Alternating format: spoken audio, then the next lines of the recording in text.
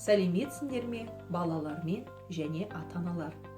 Мен Чернигов орта мектебінің жанындағы Балбөбек шағын орталығының тәрбиешісі Павлючок Зәуреш Тілеулесқызы. Бүгінгі біздің шеберлік сыныптың тақырыбы кәмпит орағыштан гүл жасау. Мақсаты балаларды ұқыптылыққа, өз орнының тазалығына, техникалық қауіпсіздік ережелерін сақтауға тәрбиелеу. Керекті құралдар: ПВА желім, салфетка, қайшы, А4 қағаз, кәмпиттердің орағыштары. Жаңа жыл мерекесіне біз балалармен шыршаны безендіру үшін кәмпит орағыштардан осындай қолөнер жасағанбыз.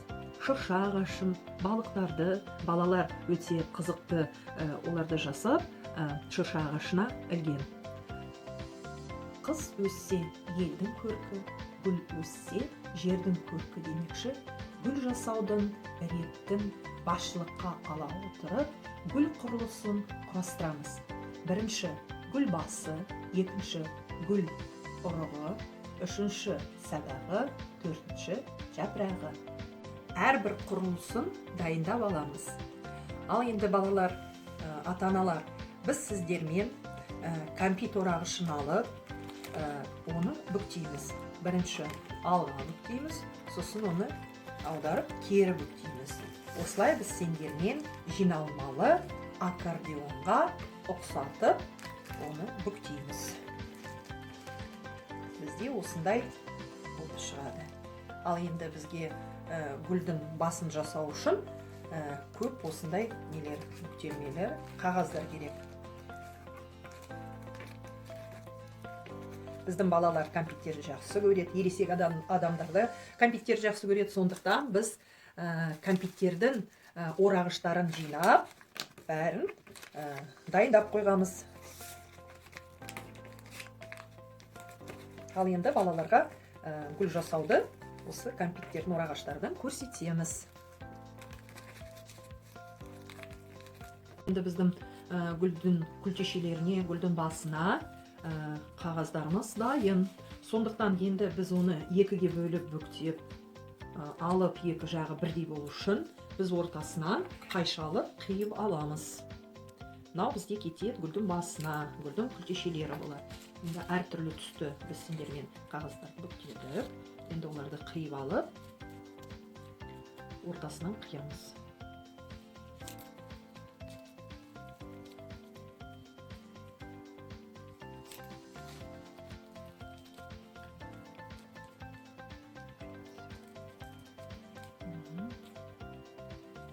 Ортасынан қиып аламыз.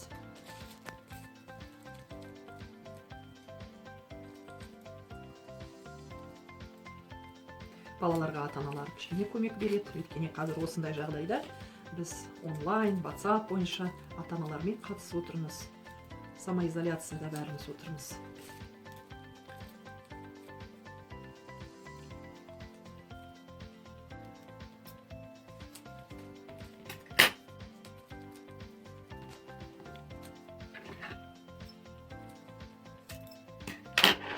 Қайшыны енді бұл жаққа қоямыз. Ал енді біздің қағазымыз бәрі дайын. Енді біз сендермен қағаздар. Ал енді гүлдің басын жасау үшін біздің қағаздарымыз дайын. Біз ортасынан бөліп, енді оларды жапсырамыз. Енді осы жиналмалы аккордеонға ұқсайтын осындай біз сендермен қағаздарды қиып алдық. Енді мына шеттерін біз желіммен жағып, басқа түсті қағазды алып жапсырамыз. Көп желім жағып кетсек, біз салфеткамен оны бастырып, кішкене құрғатамыз. Жақсы жабысу үшін олар өйткені жылтыр, сондықтан оны кішкене басып ұстай тұруымыз керек.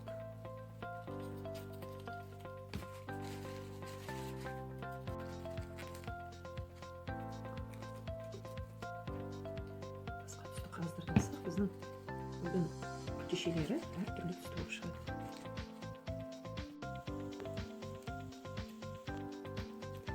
Енді біздің гүліміздің басы дайын деп ойлаймын. Енді бізде осындай міне осындай міне жиналмалы аккордеонға ұқсайтын не шықты. Енді біз мына шектерін алып, сендермен оны біріктіріп жапсырамыз. Дөңгелетіп, осылай міне гүлдің басына ұқсатып, оны жапсырамыз.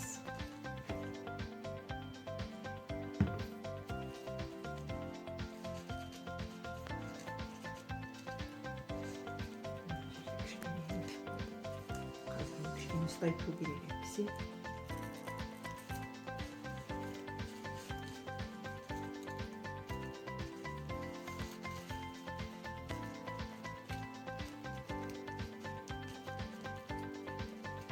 Көбірек осылай қағаздарды жапсырсақ, ол бізге осындай не әдемі шығады. Міне, гүлдің басы бізде дайын.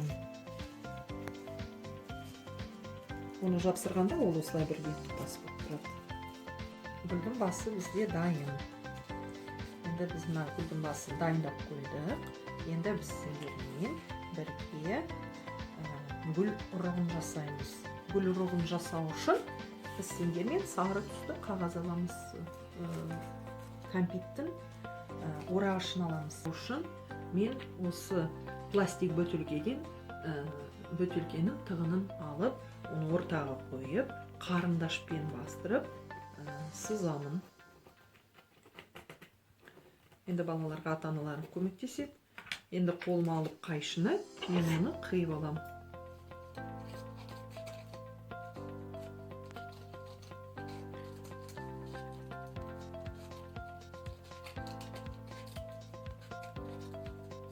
Бұны бәрі қалдық заттар. Енді гүлдің ұрығы бізде дайын. Біз оны қоямыз жерге. Ал енді бізге гүлдің сабағын жасау керек. Сондықтан енді сабағы гүлдің жасыл түсті болғандықтан, біз сендермен кәмпиттің орағышын жасыл түсті таңдап аламыз. Ал енді бізге тігінен қиып алу керек. Сондықтан біз осылай бөктейміз, қиып аламыз.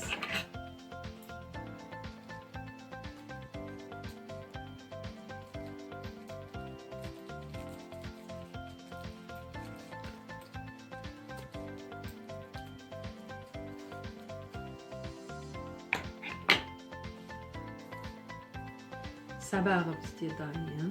Ал кішкене ұзынырақ болу үшін біз оны кішкене бізге қосуға болады. Тағы осылай бүктеп, қиып алуға болады. Сабағы қысқа болмау үшін.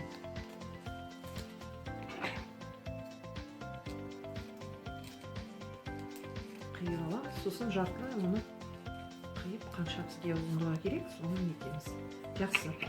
Ал енді бізге гүлдің жапырағы керек. Гүлдің жапырағын жасау үшін біз мына кәмпиттің орағышын алып, екіге бөлеміз ортасынан. Сосын осындай сопақша қиып аламыз. Ортасынан осылай сопақша қиып алуға мүмкін.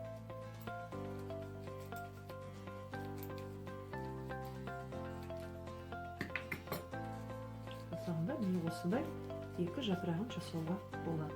Гүлдің жапырағы дайын. Ал енді біз А4 қағазды алып, гүлді жапсырамыз. Кішкене мыналарды қазір жинастырамыз гүлдің басын.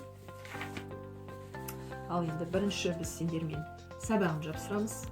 Сабағын жапсыру үшін біз оны жермен жағамыз.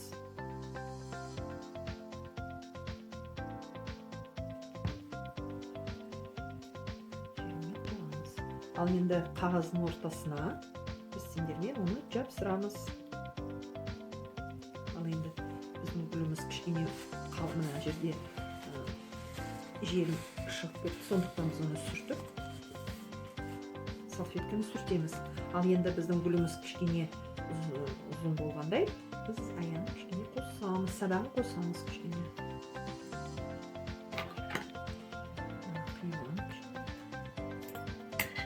Жағына жерде кішкене жерін жағып, көп жақпаймыз, нүкте бойынша жағуға болады. әйтпесе көп желім жақсы, ол шығып кетеді шеттерінен.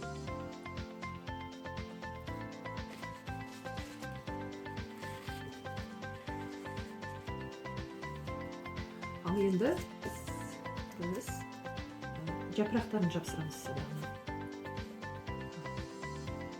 Бірінші жапырағын аламыз.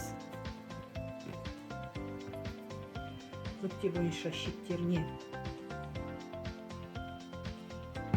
желімді нүкте бойынша жағып,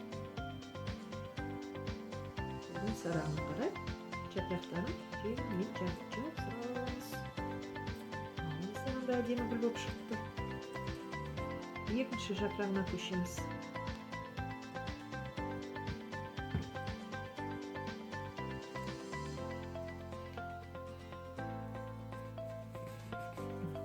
Кішкене бастырамыз. Бастыруға болады.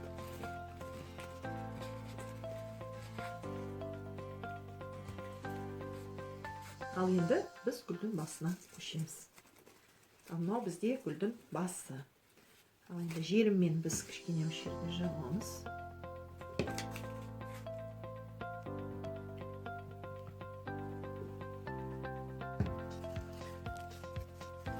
Ортаға қарай жинаймыз. Жапсырамыз. Ал енді гүлдің ұрығы. Біз оны желіммен кішкене көрінгендей біз оны қазір. Ал енді сендермен қазір гүл ұрығын жапсырамыз.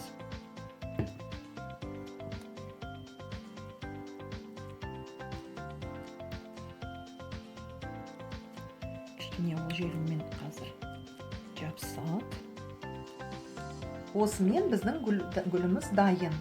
Енді қараңдаршы, балалар, ата-аналар, осы кәмпит орағыштардан қандай әсем, әдемі, нәзік гүл жасауға болады.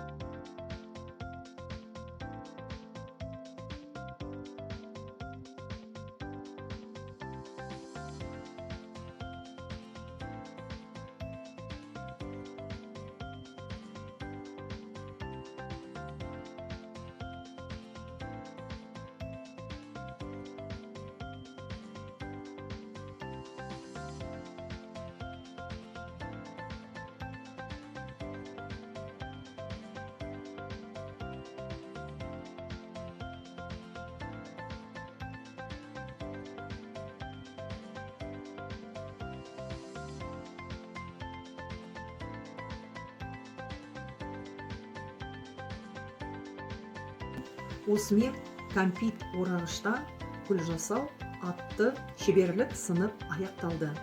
Назар салып тамашалағандарыңызға үлкен рахмет. Сау болыңыздар.